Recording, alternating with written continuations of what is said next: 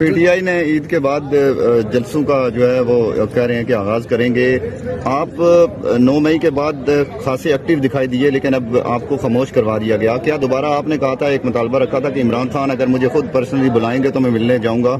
کیا آپ کو عمران خان صاحب کی طرف سے کوئی میسج ملا ہے اور کیا آپ اس جو تحریک ہے اس میں شامل ہوں گے عید کے بعد جو پی ٹی آئی کر رہی ہے؟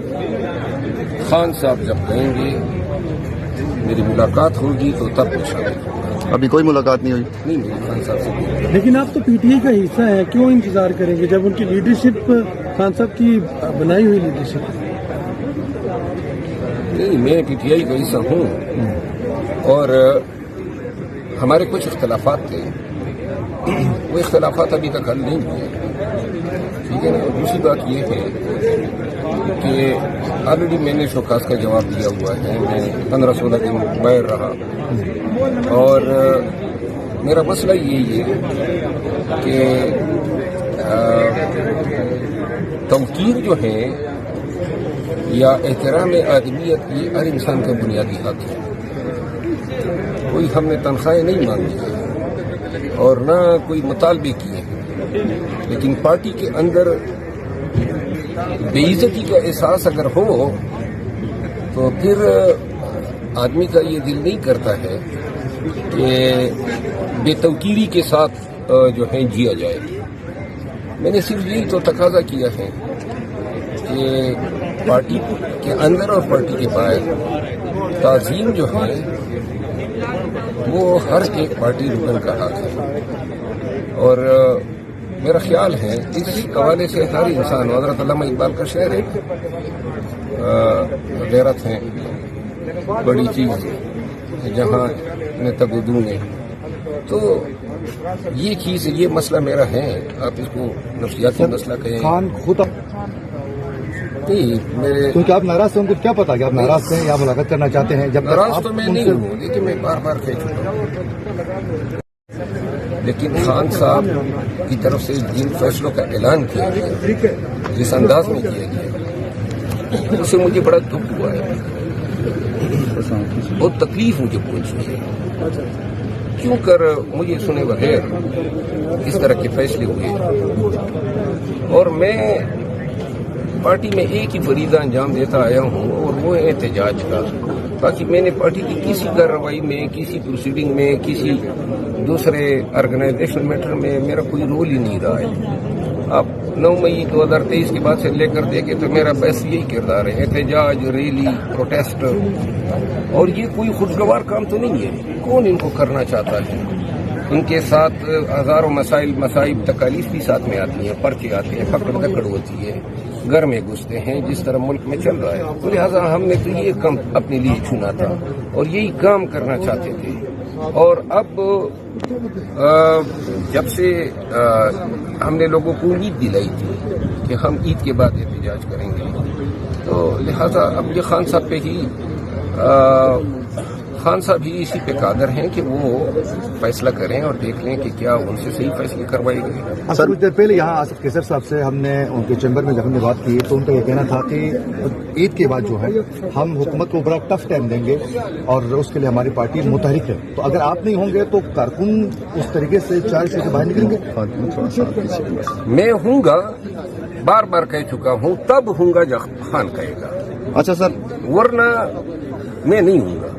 آخری سر سوال میری طرف سے کہ ایک بار پھر جو پاکستان تحریک انصاف کے کچھ لوگ ہیں ان کے اوپر علی امین گنڈاپور سمیت دیگر لوگوں کے اوپر انگلیاں اٹھ رہی ہیں کہ وہ اسٹیبلشمنٹ کے مورے ہیں اور مائنس عمران خان فارمولے پہ کام کر رہے ہیں، تو اس پہ کیا کامنٹ کریں گے آپ؟ علی امین خان بیچارے کو تو ابھی تک اپنی مرضی کا چیف سیکرٹری اور آئی جی نہیں دیا ہے، تو حکومت وہ کس چیز کے ساتھ چلائے گا؟ اور گورنر بھی بٹھا دیا ہے ساتھ میں، وہ جو ٹائی ریٹ ہیں وہ دیکھ رہے ہیں. کے پی کے انہوں نے 70 لگ بھگ منصوبے جو ہیں وہ پی ڈی ڈبلیو پی میں ڈراپ کر دیے ہیں. 1600 لگ بھگ بلین روپیز ہیں نہیں دے رہے ہیں. ہائیڈل نیٹ میں جو لونس ہیں ڈیپٹ ہیں مرکز پہ. کے پی کی حکومت یا علی امین خان کی حکومت کو چلانے نہیں دیا جا رہا ہے. حکومت اپنی پالیسیاں، اپنی گورننس کس طرح جو ہے وہ امپلیمنٹ کرے گی؟ اگر صوبے کے 2 کلیدی افسران جو ہیں وہ مرکز کی بٹھائی ہوئے ہو. اب یہ ہو سکتا ہے کہ وہی آئی جی جس نے دڑن تختہ کر دیا تھا کے پی میں پاکستان تحریک انصاف کا، وہ ابھی تک براجمان ہے. اور اسی طرح وہی چیف سیکرٹری جو ہمارے خلاف روزانہ اس کے احکام کے تحت ڈی سی اور کمشنر 3 MP اور 16 MP کے آرڈر کرتے تھے، وہی بیٹھے ہوئے ہیں. تو اس سے ہی اندازہ ہونا چاہیے. علی امین خان نے 3 جو ہے چیف سیکرٹریز کے نام دیے تھے، ہیلی بہانوں سے ابھی تک ڈالتے آ رہے ہیں. آگے سے شرجیل انعام میمن، اس کی آپ نے بیان سنا ہوگا، دھمکیاں دے رہے وہاں سے سندھ میں بیٹھا ہوا. ان کا کیا کام ہے کہ وزیر اعلیٰ کے پی کو جو ہے اس طریقے سے دھمکیاں دے؟ اور یہ دھمکیاں جب سے ہم سن رہے ہیں گورنر راج لگے گا، ایک ہی صوبے میں حکومت چھوڑ دی، پنجاب کی لے گئے، مرکز کی لے گئے، اب جدھر چھوڑ دی ہے وہاں پہ آپ نے گورنر راج لگانے کی دھمکیاں جو ہیں شروع کی ہوئی ہے. اس سے کیا پیغام ہوگا؟ ملک میں کون سی جمہوریت پروان چڑھے گی؟ لیکن یہ تناؤ سے صورتحال ہے سی ایم میں اور گورنر میں، کیا آپ سمجھتے ہیں کہ اس سے نقصان ہو رہا ہے؟ میں یہ سمجھتا ہوں کہ یہ بیان بازی جو ہے کم از کم نہیں ہونی چاہیے. اچھا سر، آخری سوال یہ ہے کہ میری طرف سے کا کہ سوشل میڈیا جو ہے پاکستان تحریک انصاف وہ خان کے بیانیے کو آگے لے کے بڑھنے میں کامیاب ہو رہی ہے؟ خان جس طرح چاہتے ہیں اسی طریقے سے، یا خان کے کیسز کو لے کر نقصان پہنچا رہی ہے؟ سوشل میڈیا تحریک انصاف کی، یہ جو سوشل میڈیا تحریک انصاف کو مکس کیا جا رہا ہے خان کے ٹویٹ کے ساتھ، جو ویڈیو شیئر کی ہے اور جس کو بعد میں سوشل میڈیا نے پھیلایا، میں خود بڑا ہی داد دیتا ہوں اور میں ان کے ساتھ کھڑا ہوں. خان کے بیانیے کے ساتھ بھی کھڑا ہوں اور سوشل میڈیا کے ساتھ کھڑا ہوں. اور انہوں نے باقی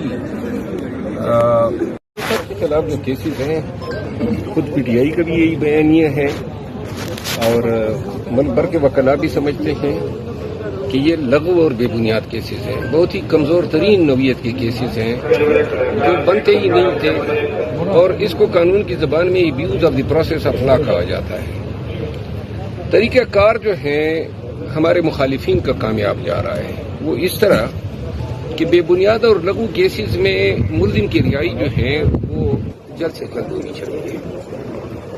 اور ان کی کارستانی یا ان کا طریقہ کار یہ ہے کہ وہ خان کی قید و بند کو جو ہے طوالت دینا چاہتے ہیں اور اس میں یہ کامیاب جا رہے ہیں.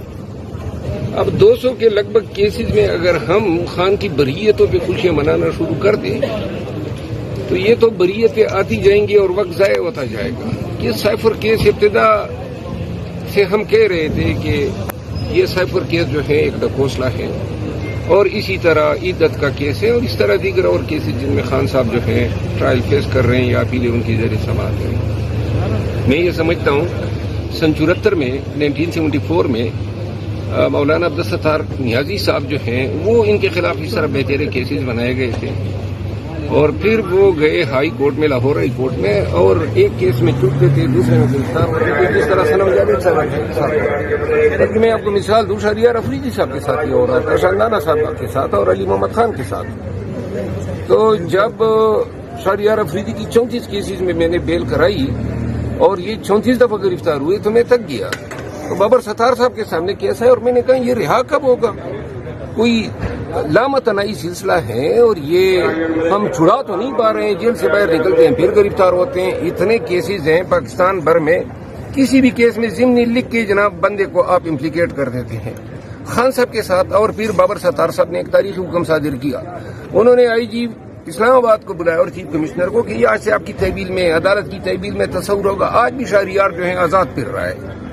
تو میں یہ سمجھتا ہوں کہ ہمیں اس کو کہتے ہیں لا کی زبان میں آمنی بس پٹیشن، کہ خان کیونکہ مختلف صوبوں میں اسلام آباد اور پنجاب اور شاید سندھ میں، اسی طرح بلوچستان میں جو شر وکیل ایڈوکیٹ صاحب کا کیس ہے، تو نوعیت یہ بنتی ہے کہ ہم خان صاحب کے کیسز کو 184(3) میں سپریم کورٹ میں لے جائیں، تبھی کہیں جا کے ہم یہ امید رکھ سکتے ہیں. ورنہ عیدت کیس میں جون کی 25 تاریخ ہو گئی ہے، تو یہ آئے گا تب تک شاید کوئی اور جو انہوں نے نوٹس جاری کیا ہے اس کیس میں ٹرائل شروع کر دیں، پھر اس میں گرفتاری ڈال دیں گے، پھر اس میں ضمانت ہوگی، پھر 9 مئی کے تعداد کیسز ہیں.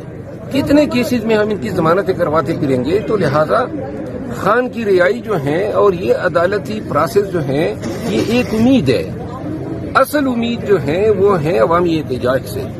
عوام پاکستان جب خان کے لیے نکلیں گے تو تب یہ ادارے، یہ ریاست، یہ نظام جو ہے خان کو رہا کرے. سر عوام کو کب نکال رہے ہیں مرمت صاحب؟ عوام کو کب نکال رہے ہیں؟ تنہائی کاٹ رہے ہیں، جبکہ آج حکومت کی جانب سے باقاعدہ ایک انفارمیشن انہوں نے پبلک کی ہے. 105 سے زائد ملاقاتیں خان کے ساتھ ان کی لیگل ٹیم اور رہنماؤں کی ملاقاتیں ہوئی ہیں، جبکہ خان صاحب کہہ رہے ہیں کہ وہ قید تنہائی کاٹ رہے ہیں. جی، خان صاحب کی 105 سے زیادہ ملاقاتیں جو ہیں اس کو آپ کمپیئر کریں نواز شریف کے ساتھ.